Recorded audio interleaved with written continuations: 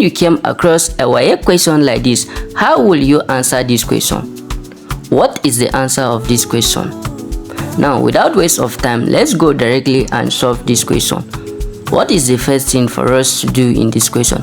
The first thing is knowing the formula to solve the question. And the formula to solve this question is moles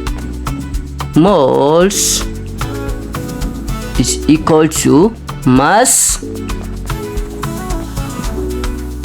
all over molar mass. Now, in this question is very simple, but mostly students will fail this question. The reason is because is calculation, and it's because of calculation they don't know the formula to calculate this question. Now, let's go ahead. What is our mass in this formula? Our mass in this question is 180 gram. This is our mass and this is our molar mass is given. So let's go ahead and substitute our values in the formula. So our mass is equal to 180 divided by 18, which is our molar mass. So if we divide 180 by 18, it will give you 10. Our correct answer here is B. B is our correct answer. Now, I want to advise you. There is something that I noticed with WAEC, and mostly students don't know.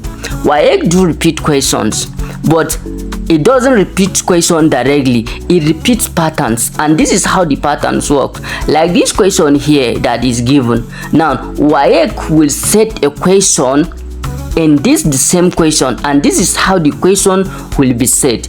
The question will be asked moles in 180 grams of ammonia is, this is the mass now. So the molar mass of ammonia is 17. So how will you solve this question? If you are wise enough and if you understand this video, it means you can solve this. So please solve this and then put the answer for me in the comment section so that I should know that you really understand what I explained, because you use the formula of moles where it says mass all over molar mass.